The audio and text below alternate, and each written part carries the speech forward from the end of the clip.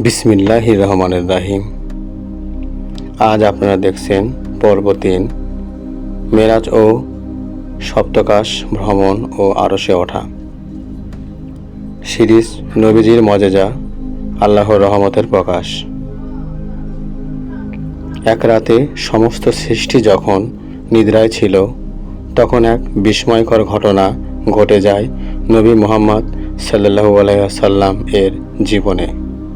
এটি ছিল মেরাজ, এক অলৌকিক সফর যা কেবল নবুয়তের নয়, বরং মারিফতের শিখরে পৌঁছার নিদর্শন।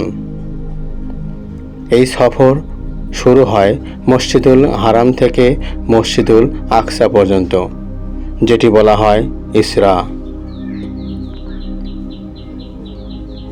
এরপর সপ্তাকাশ পেরিয়ে তিনি পৌঁছান সিদরাতুল মুনতাহা, যেখানে কোনো ফেরেশতা, এমনকি জিবরাইল আলাইহিস সালামও যেতে পারেননি। নবীজিকে স্বাগত জানান ফেরেশতারা। প্রতিটি আসমানে এক একজন নবী আলাইহিস সালামের সাক্ষাৎ হয়।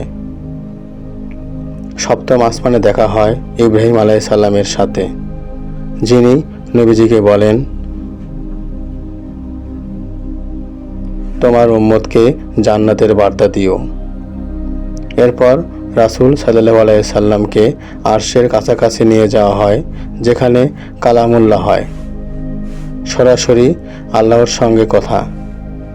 এটি এমন এক মুহূর্ত যেখানে জ্ঞান, ভালোবাসা আর আল্লাহর রহমতের এক বিশাল দরজা খুলে যায়।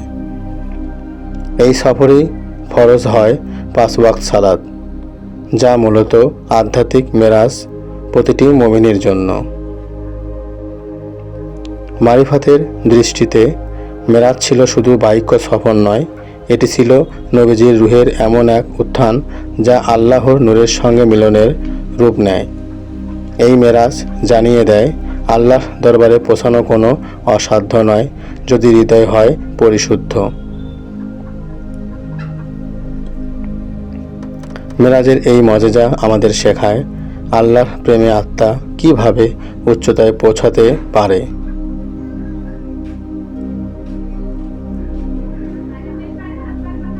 সালাত কেবল কর্তব্য নয়, বরং প্রেমের সংলাপ।